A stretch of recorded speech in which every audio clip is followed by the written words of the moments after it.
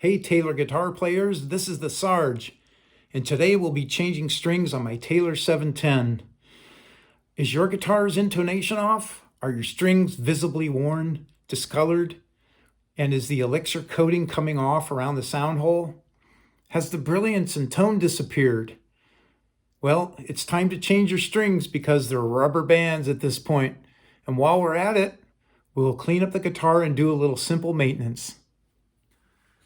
Hello, we're going to be restringing this Taylor 710 CE with a beautiful Engelmann top. As you can see, the nano-coated strings are fraying and deteriorated. If you look along the fretboard, you'll see that it's not just at the sound hole, but it's also all along the neck. We are going to be restringing this with a set of brand new Elixir NanoWeb Phosphor Bronze 56 to 12. That's a medium light gauge. So I ordered my strings from Sweetwater this time. They give you a little bit of Halloween candy here. Sweetwater always supports their product. I highly recommend them for any kind of gear. In the past, I've ordered from Just Strings. They're also very speedy and very good. And I've ordered a pack of Phosphor NanoWeb 56 to 12. That's medium light gauge for people who bend a lot and play a little more aggressively.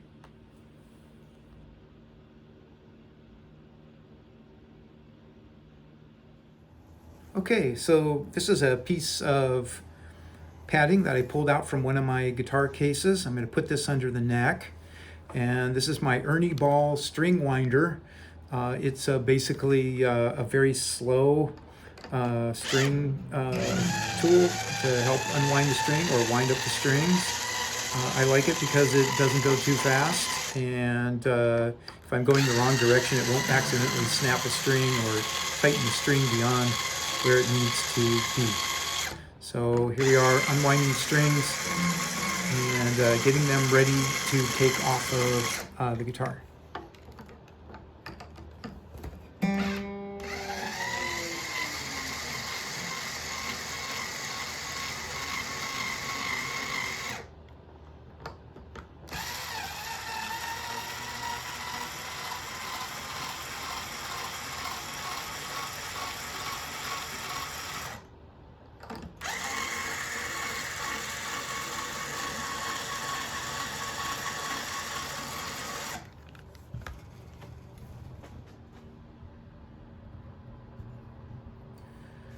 Okay, now we got to take the bridge pins out.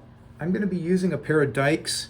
A lot of people like to take them and directly put them under the bridge pins. I don't like the metal touching nice wood bridge pins, so I'm going to put them under a padded terry cloth here and pull them off one at a time. The bottom bridge pin I have on this guitar is a bone pin. I have it there so the bass accentuates a little bit more. It's a little bit more punchy, a little brighter, especially if you're a person who's into tone as much as I am. We'll be taking all the bridge pins off with the dikes and the terry cloth underneath it so that we don't scratch the bridge or anything else. You grab all the strings, pull them out of the bridge at the same time, and then at the end, at the tuning pegs, we just basically just pull them right off of there. So that's what we're doing there.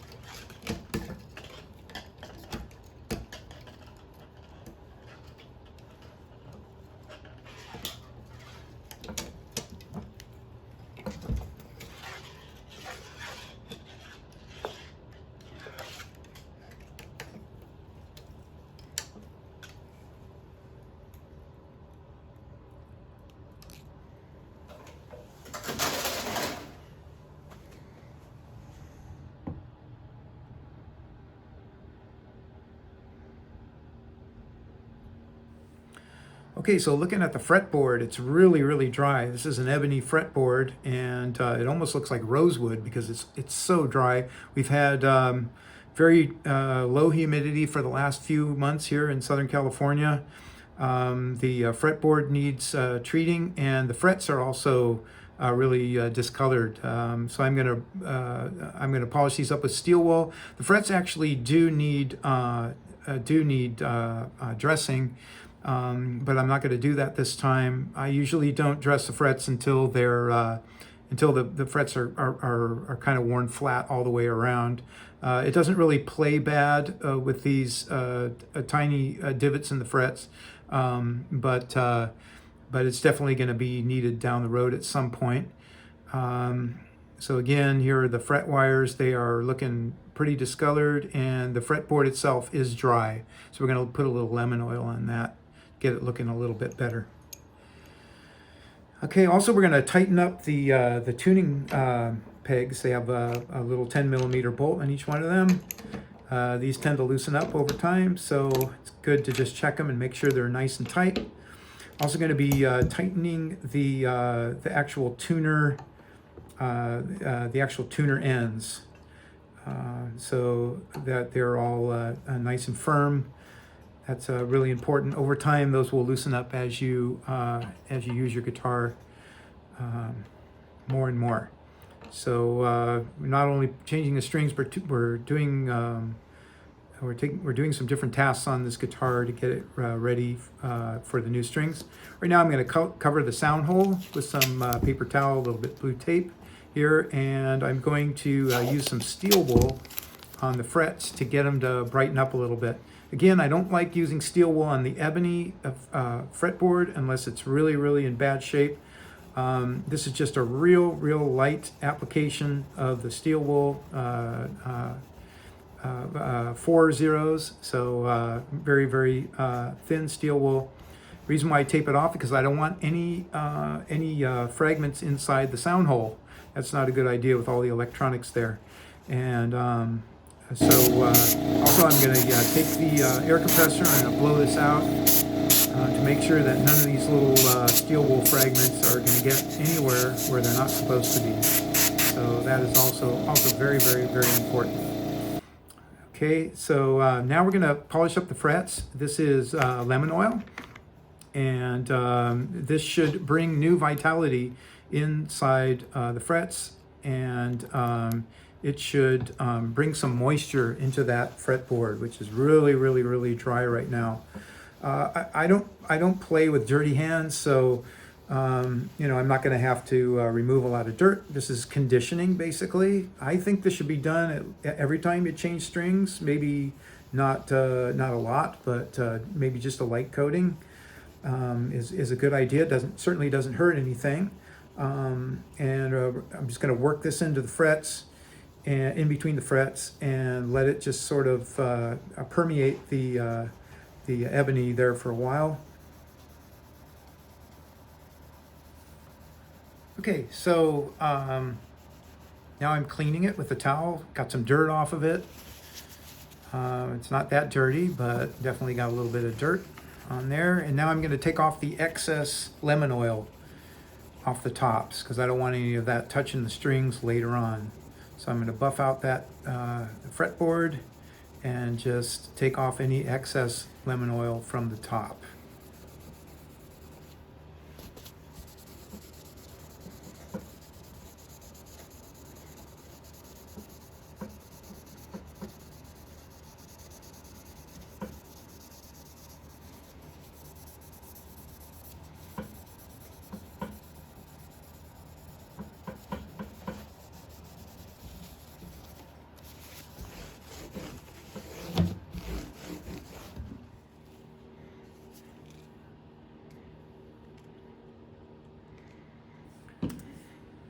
Okay, so right now we're going to give the guitar a good cleaning as long as we got the strings off. I use Dunlop guitar polish for these Taylor finishes, and I use a terry cloth so it doesn't leave any scratches. I basically buff out the back, then I go to the neck, and then I always try to go into the tuning heads and get those all cleaned out in between the tuners and so forth. then I'll go back and I'll give it a final buff with the opposite side of the terry cloth there. Okay, then I'll do the sides. The sides will get pretty grungy, so I'll do that too. Wipe off the sides. The top side is going to have the most because I'm a singer, so I've got spit actually going all around the top of my guitar, right where I'm buffing it. So I got to take all that off. It's like spray, kind of gross. Then I go to the top, and I've got polish into the towel, so I don't need to put any new polish on it. So I'm just cleaning off the top, getting it nice and clean, getting it ready to put the strings back on.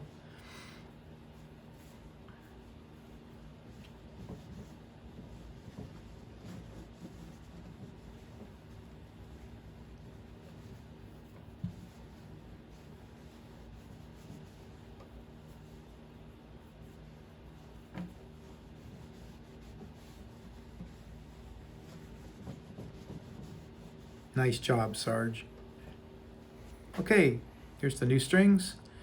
Again, I'm using a light gauge. The guitar does come with a heavy gauge. It's set up for heavy gauge when it comes from the factory, which is 56 to 13. I like the medium heavy. Again, these are easier for bending. I start with the bottom, the low E string. I always start with the low E string, and then I go up. That's just the way I do it. I don't think if that's any right way or wrong way to do it. I'm going to put in my first bridge pin. You're going to see you want the groove of the bridge pin to face forward, and you want the end of the string where the string goes into the bridge pin. You want that to seat against the bridge, so you want that to pull up in there. And if it doesn't, it's no big deal. Sometimes you'll be winding up the string and the bridge pin will work its way out. That's okay, just pop it right back in there. That just means you got a few more winds to go of the string. Okay, here's how I put these on. It's the Taylor way, which is you go up one full tuner, past one tuner. You go one tuner past the actual tuner that it's going on, the peg that's going on, and then you cut it with the dikes, and then put it into the inside. I give it a little kink, and then I start tightening it up. It's really important that when you're tightening up the string, that it winds to the bottom of the slot, of the string slot. That's really important. You don't want that to go around the top at all. You want to wind it around the bottom. Okay, whoops. All right. At some point, it'll have enough tension to where it can be put inside the nut slot. At that point, you can do that, and looks like the bridge pin hasn't popped out, so there's my first string.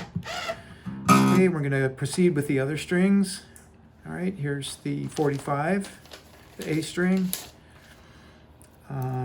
Same thing, bridge pin goes in first, groove of the bridge pin goes forward.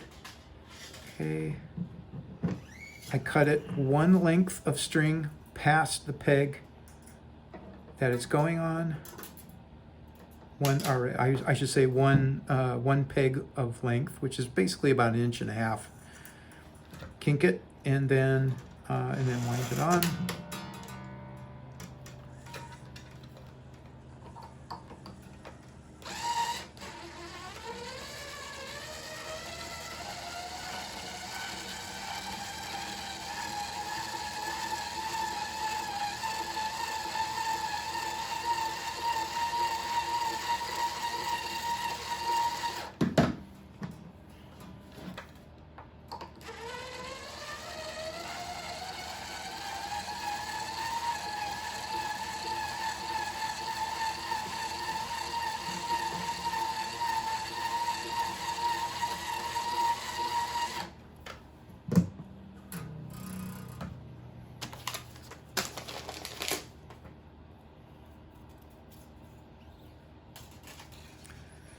So here on the D string, it's the same thing. We want to go one peg length past the actual peg that we're putting it on.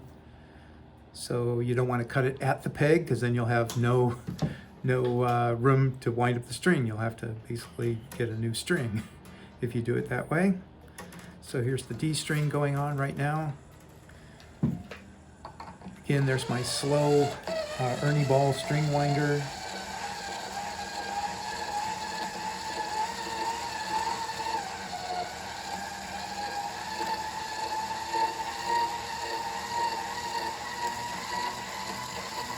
That bridge pin popped back out. That does happen. Sometimes the end of the string does not seat properly against the bridge plate underneath when you put the bridge pin in.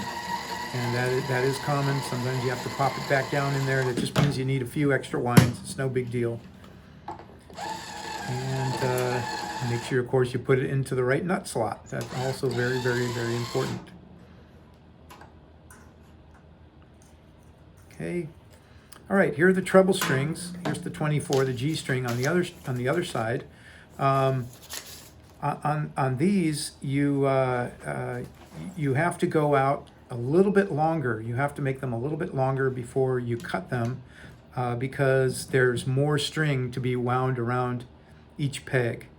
So on these strings, on the treble strings, which is the 24, the 16 and the 12, I cut these about a peg and a half length. It's hard to see at the end of the screen there, but I cut them about the length of a peg and a half, which is closer to like 2 inches. Okay, and then I put a kink in it with about maybe a 1/4 inch sticking out, which is what I did with the other ones. Don't think I mentioned that, but that's what I do.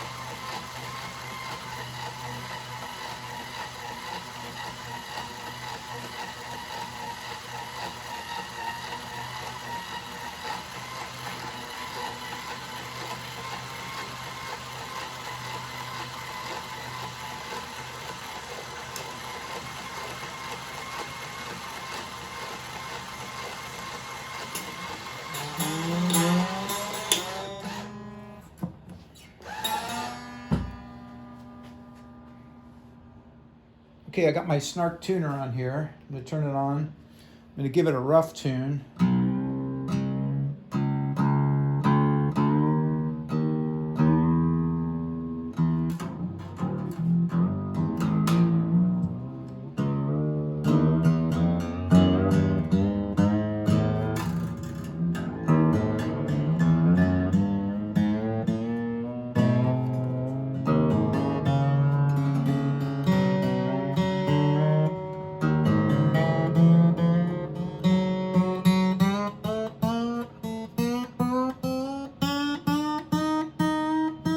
Now I want to give the strings a stretch so they won't go out of tune when I'm playing. So I'm going to give them a good stretch, each and every one of them. Pulling up from the middle near the sound hole. That helps seat them against the bridge pins. And also it helps to just stretch the metal out and make them so they're not going to keep going out of tune as we tune them up again and again. Now I'm going to bring it up into a complete tuning, and the job's finished.